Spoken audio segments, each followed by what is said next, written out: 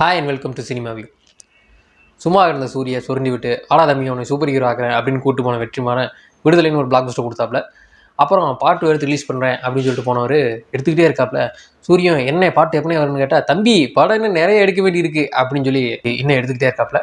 அப்புறம் சூரிய அண்ணே நீங்கள் எடுத்துக்கிட்டே இருங்க, நம்ம இன்னும் கேப்பில் 2 படம் நடிச்சு வந்துடுறேன்னு நடிச்சாப்புல. அந்த கேப்பில் நடிச்ச 2 படம் தான் கொட்டுக்காளியும் கருடனும். அதில் கொட்டுக்காளி டைரக்டர் அடம்பிடிச்சு அவார்ட் ஃபங்க்ஷனுக்கு தான் அனுப்புவேன் அப்படின்னு சொல்லி அனுப்பிட்டு இருக்காப்புல. அந்த கேப்பில் 3ஆவதாக எடுத்த கருடன் கன் டைமுக்கு ரிலீஸ் ஆயிடுச்சு. இன்றைக்கி பார்க்க போகிற படம் கருடன்.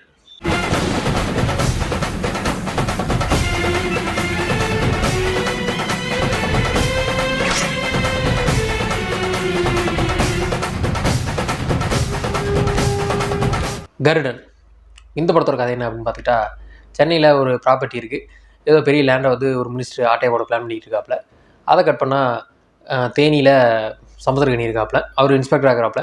அவர் வந்து எனக்கு வேலையும் வேணாம் ஒன்றும் வேணாம், நான் வீட்டுக்கே போய் விவசாயம் பார்க்குறேன் அப்படின்னு கிளம்புறாப்புல.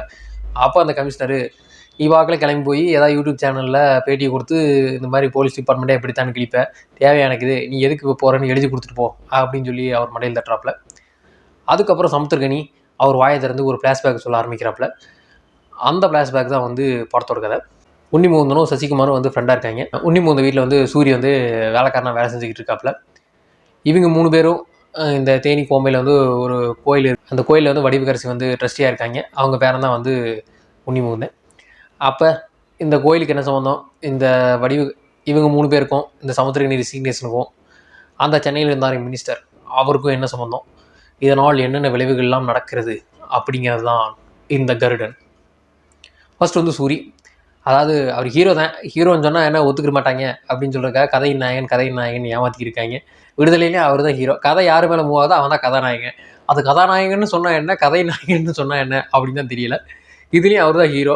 ஆனால் கேட்டால் நான் ஹீரோ இல்லை, சசிகுமார் உன்னிமுகுந்தன் அவங்க தான் ஹீரோ அப்படின்னு சொல்லிட்டு ஏமாத்துறாப்புல. ஆனால் பர்ஃபார்மன்ஸ் வந்து பார்த்துக்கிட்டோம்னா விடுதலையில் பண்ண மாதிரியே பயங்கரமாக சட்டிலாக அந்த இதுக்கு என்ன வேணுமோ அந்த மாதிரி ரொம்ப பயங்கரமாக அழுகிற சீனு, அதுக்கப்புறம் அந்த ஒரு நடக்கிற வாக்கிங் ஸ்டைலு, அந்த இது, அதுக்கப்புறம் வந்து பாசமாக பேசுகிறது, அதுக்கப்புறம் அந்த ஸ்லோ மோஷனில் வந்து ஒரு மாதிரி சோகமாக பேசுகிறது அப்படின்னு எல்லாத்துலேயும் வந்து பிச்சு பெடல் எடுத்தாப்புல.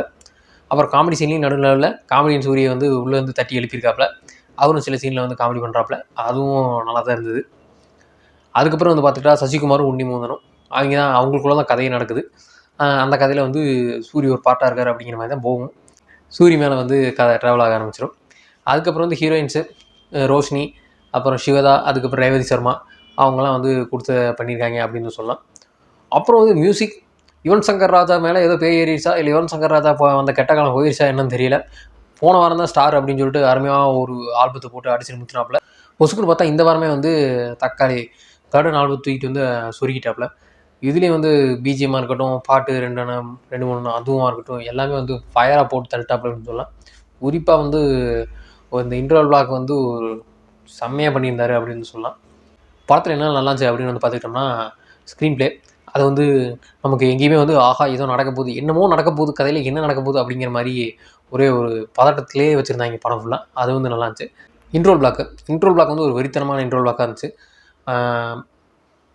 ஒரு நாள் கழிச்சு எனக்கு அந்த விக்ரம் இன்ட்ரோல் பிளாக் ஞாபகப்படுத்துகிற மாதிரி இருந்துச்சு. அதாவது ரொம்ப நேரமாக பதட்டத்திலே என்ன நடக்கும் அப்படின்னு சொல்லிட்டு அதை விட ஒரு ஹையை வச்சு இன்ட்ரோல் முடிச்சிருந்தாங்க. அது வந்து நல்லா இருந்துச்சு. அதுக்கப்புறம் இந்த ஆக்ஷன் சீன்ஸ்லாம் வந்து பெர்ஃபெக்ட் பிளண்டாக மிக்ஸ் பண்ணிட்டாங்க. அதாவது வந்து ஒரு ராவா அந்த ஃபைட் கிளப் மாதிரி அடிச்சுக்கிட்டே தெரியும், ஓடிக்கிட்டே இருக்காங்க, சண்டை எப்போ போடுவான் அப்படிங்கிற மாதிரி இல்லாமையும் ஓவர் கமர்ஷியலாக வந்து செம்மையாக ஃபைட் கட்டுறேன் அப்படியே இந்த பிளாக் இந்த ஃபைட் அப்படிங்கிற மாதிரி இல்லாமல் ரெண்டையும் கரெக்டாக மிக்ஸ் பண்ணியிருந்தாங்க. அது வந்து ஆக்ஷன் சீன்ஸுக்கு நல்லாவே ஒர்க் அவுட் ஆயிடுச்சு அப்படின்னு சொல்லலாம். சூரிய அதில் பயங்கரமாக பண்ணியிருந்தார் அப்படின்னு சொல்லலாம். எல்லா கேரக்டருக்குமே வந்து equal weightage, acting, screen space எல்லாமே நிறைய கொடுத்தாங்கன்னு சொல்லலாம். சூரிக்கு மட்டுமே இல்லாமல் சசிகுமார் ஆகட்டும், உன்னிமுகுந்தன் ஆகட்டும், சிவதா, ரோஷினி, ரேவதி, வடிவுகாசின்னு, சமுத்திரக்கனின்னு எல்லாத்து மேலேயும் வந்து கதையை வந்து பிரித்து வீசிட்டாங்க.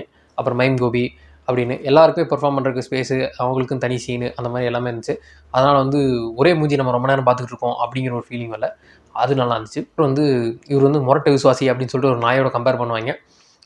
அது வந்து நல்லா இருந்துச்சு. இவர் வந்து ஒரு மாதிரி அவர் வர்றது போகிறது அந்த மாதிரி ஒரு மேனரிசமே வந்து ஒரு டாகோட ரெப்ளிகேட் பண்ண ட்ரை பண்ணியிருப்பாப்புல. அதே மாதிரி வந்து அப்புறம் அந்த நாய்க்கு வெறி பிடிச்சா என்ன பண்ணும் அப்படிங்கிற மாதிரின்னு சொல்லிட்டு அது கிளைமேக்ஸில் வந்து ஒரு மாதிரி பண்ணியிருப்பாப்புல. அதுவும் வந்து நல்லா இருந்துச்சுன்னு சொல்லலாம். கிளைமேக்ஸு, ப்ரீ கிளைமேக்ஸு ரெண்டுமே வந்து வெடித்தனமாக இருந்துச்சு அப்படின்னு சொல்லலாம். இந்த படத்தில் குறை அப்படின்னு சொல்கிறதுக்கு என்னென்னு சொல்லலாம்னா, என்ன சொல்கிறது, செகண்ட் ஹாஃபில் ஒரு சம்பவம் நடக்கும். அந்த சம்பவத்துக்கு அப்புறம் வந்து கொஞ்சம் அப்படியே வண்டி படுக்க போடும். போட்டோன்னே அப்புறம் இன்னொரு சம்பவத்தில் ஒரு கத்தியை தூக்குனோன்னா படத்தையும் தூக்கி நிறுத்திடுவாங்க. அப்புறம் கிளைமேக்ஸ் வரைக்கும் ஒரே அடி தான். மொத்தத்தில் வந்து பார்த்துக்கிட்டா சூரிக்கு விடுதலைக்கு அடுத்து இந்த கருடனும் ஒரு பிளாக் பஸ்டராக தான் அமைய போகுது. இந்த படத்துக்கு என்னோட ரேட்டிங் வந்து 7/10. இந்த வீடியோ பிடிச்சிருந்தா லைக் பண்ணுங்கள், ஷேர் பண்ணுங்கள், கமெண்ட் பண்ணுங்கள், சப்ஸ்கிரைப் பண்ணுங்கள். மறக்காமல் கீழே இருக்கிற பெல் பட்டனை தட்டி விட்டுடுங்க. தேங்க்ஸ் ஃபார் வாட்சிங்.